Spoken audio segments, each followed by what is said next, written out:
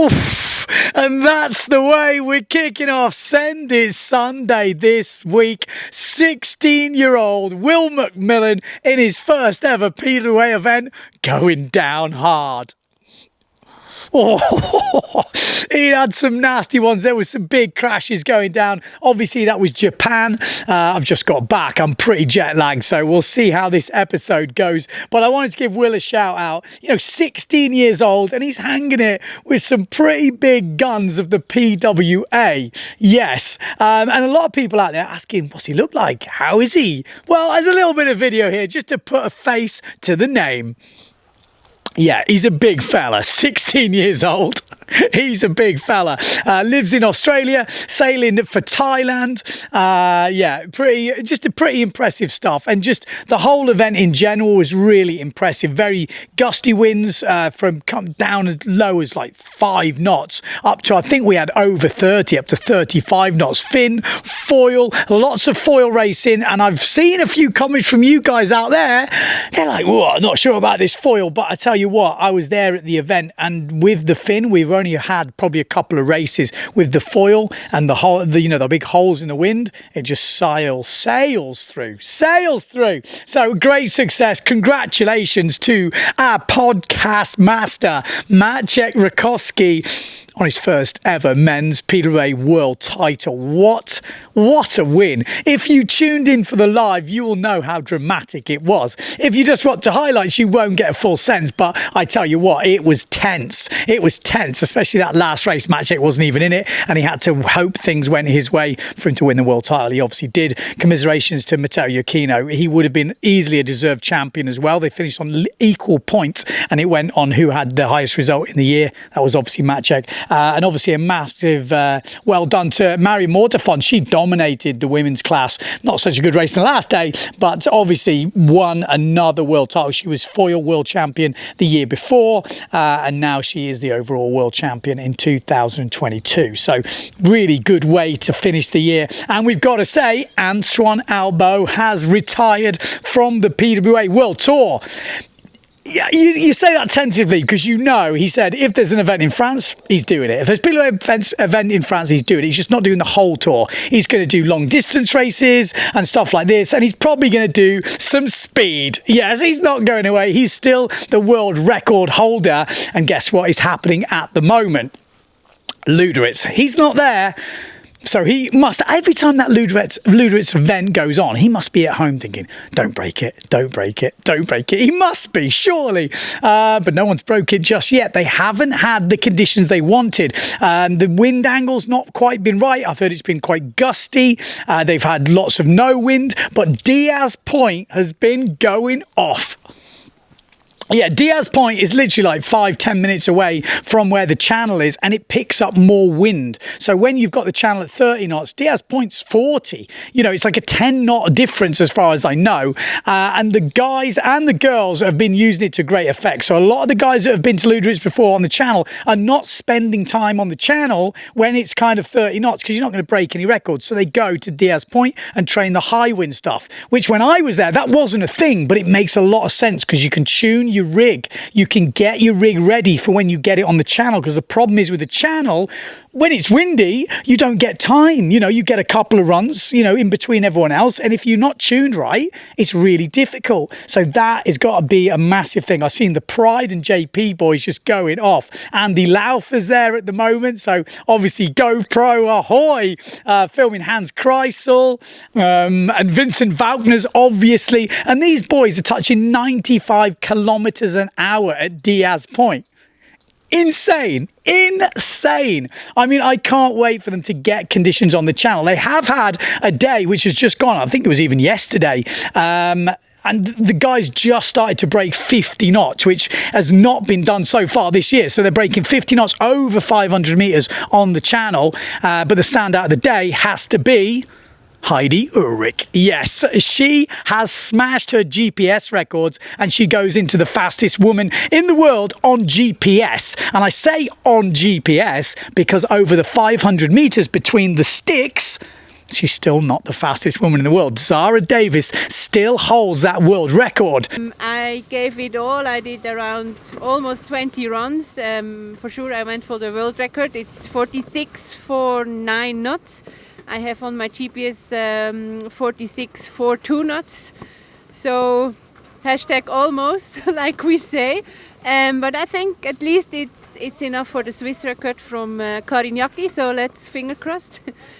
So she's kind of like chomping at the bit now. She knows it's possible. She knows everything's there. She just needs the conditions. Zara Davis is probably at home going, maybe don't break it just quite yet. I quite like being in the world champion position. It's not been broken. So all eyes are on Luderitz. I've just spoke to them. We're going to do some podcasts this week, 100%. Maybe even tomorrow, starting like some live podcasts with the guys and the girls that are over there. Because I think it'll be super interesting. But Heidi is tuned and ready. I think she's already broke the Swiss world record, which you think, Swiss world record? Yes, so what? But you've got to remember who held the world record. It was Karin Jacki, who was the fastest woman in the world at one point. So that is a big record to go. So congrats to Heidi for that. And we're all looking at Luderitz this week. We want to see the big boys. The big boys have to be touching 52 knots. It's not world record pace, but when they're in the 52s, that is when the smaller guys can break their records. So I've been speaking to Oisín van Gelderen. Now, he wants to go over 50 knots, over 500 metres, but for him to do that, the big boys have got to be touching 52. They've only just gone into the 50s. I'm going to do maybe some more stuff on Luderitz this week, but I had to talk about Luderitz because it is one of the craziest things in the year. It's a month long. You pay €1,250 for a slot for a week. You go for 4 weeks, it's only $5,000. You know what I mean? So there's a lot on it, and people are deciding which week to go. If you don't get the wind, it's going to be an absolute wounder. So there's lots going on. Like I said, I'm going to bring you loads more news on Luderitz. If you're interested in that, stay tuned to the channel. If you're not subscribed, subscribe. And you can chip in some beer money, become a member. That means you help us produce this. And you can get entered into the competitions. And we have got a duotone competition coming up for you next week. So stay tuned to that. Massive thanks to these legends here. Yes, they have chipped in some beer money in the last couple of weeks and supporting the channel. So massive thanks to you guys. You're keeping it going. Come on. Right, what else have we got going on? Well, I think we've got to go over to Holland, and this is Koen Willem. Now, he must be looking at Luderitz. He's thinking, yeah, getting a bit of speed on. He's 60 years old. He's been sailing for 44 years. Oh! 44 years of experience. Come on, you have to know when it's shallow. He said he absolutely had a mare. Broke the fin, broke the boom, broke the board, and he also broke 2 ribs. Ouch, ouch. He said everything's fixed apart from the ribs. It's a work in progress, but you can just see, well, you don't see, you know, when you've got that darker water, more Northern Europe, it's not clean like in Bonaire. You're thinking, is it shallow? Is it shallow? Doosh. Yeah, and the funny thing is, he says, don't worry, I'll be back with an impact vest. So he's not like, I'll be back and I'll watch where I'm going. I'll just come back with more protection. Like it. Like it. Okay, we've got to do this. Yes, this is Janice, and he has sent me so many videos of him learning to forward loop. Now, I know I talk about forward loops a lot, but I genuinely think when you crack this move, it's like the whole of the windsurfing world of moves opens up to you. Everything changes in your life. If you're one of the guys that have learned to forward loop, you will know what I mean. You learn to forward loop and everything seems obtainable. So these crashes that you're seeing now are part of the process. He says, Ben, I'm black, blue, yellow, all down the one side. It can be painful if you don't get that technique right straight away. You're obviously, you know, when you're learning, you want to go a bit lower, so you haven't got as much air time, so you're going to hit the water quicker. But that is a small price to pay for when you do this.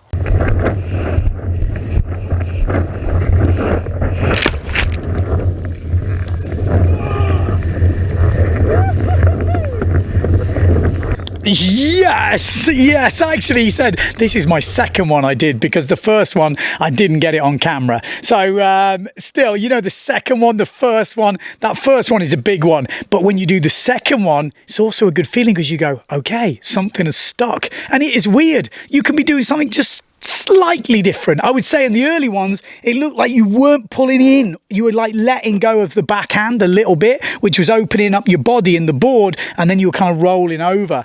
But you can see in the last one, you get a bit more projection. Maybe there's a bit more wind there, and you pull into it just that tiny bit, and that is enough commitment to flip it upright. So good job, mate. Really well done. I know how that feels 100%. And so does this guy. Yeah, this is Andre in Greece. He said he'd done his first ever forward 5.0 85 litre. Bosh, pretty tasty.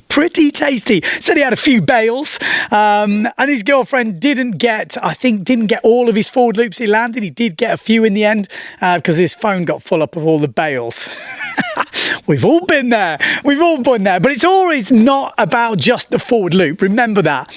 It can be about the push loop. Yeah, if you've been following the channel, you would have seen I put a push loop video out there. So you guys at home have been putting it into practice. How are we getting on? Well, check out this thing.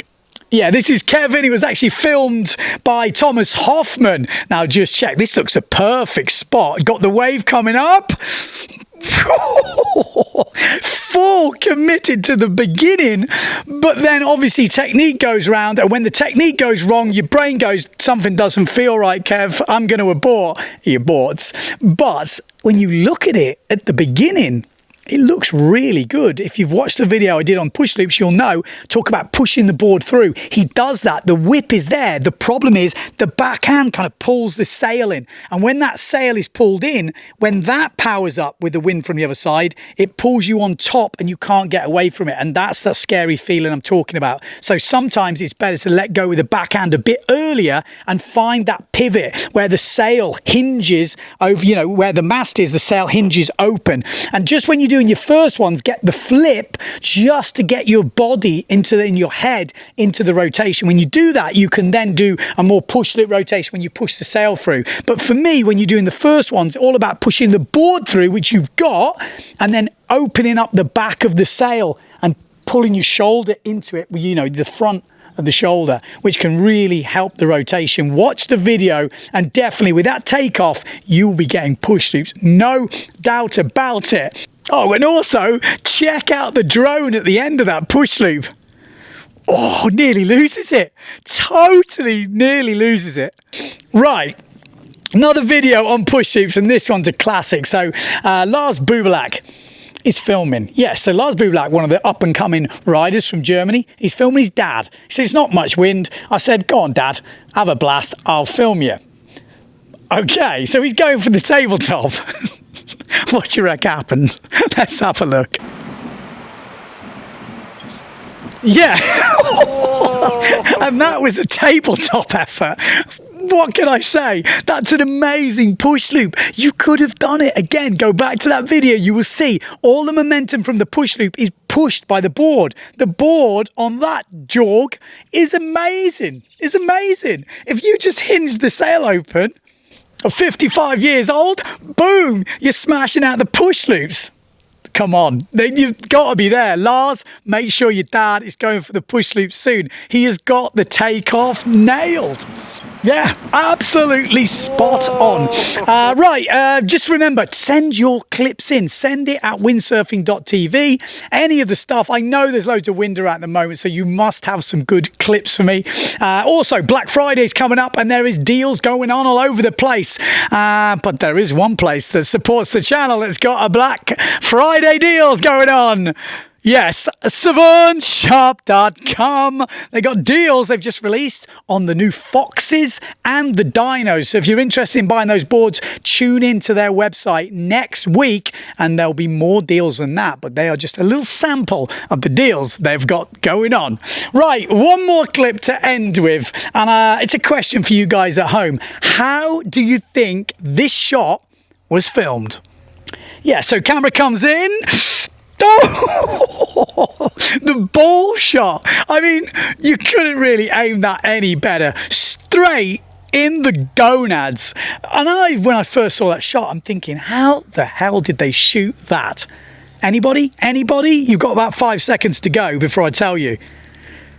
So that shot was done buy one of these kind of aero rugby ball dart things. You put the GoPro in the front of the dart and you throw it like an American football, and it's got like a flight on it. And I mean, it's a good shot anyway to go into the gear, but to hit him in the balls is a classic. But just a mad shot. So you get this kind of half drone shot, but it doesn't matter if he gets knocked out of the air. Obviously, GoPro's waterproof. The thing will float. Quite cool. I've never quite seen that before. Although Max Matasek might have done some stuff with that. Maybe he did. Maybe he did. But Max is over. Other Max is over in Jerry at the moment. CC Films is filming him. Got some drone shots. I mean, how does this look for a lagoon? Yeah, now that looks pretty tasty. I know he's doing freestyle, but you imagine doing a bit of free raid on there, a bit of blasting, bit of everything. Looks dreamy.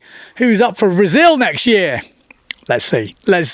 Okay, well, that's it. Like I said, I've still got a bit of jet lag from Japan, struggling to get over it, but stay tuned this week. Loads of Luderitz coverage. That is my plan for this week. Now I'm home, I'm going to be hammering those guys. We've got 1 week left. The forecast is looking good for a number of days. Will we get any world records being broken? We'll have to wait and see. Rumour is Eric Beale's got a 4-metre speed sail. Again, more news on that coming this week. Stay tuned to the channel. Only one thing left to say, that no matter where you are in the world, don't forget to send it.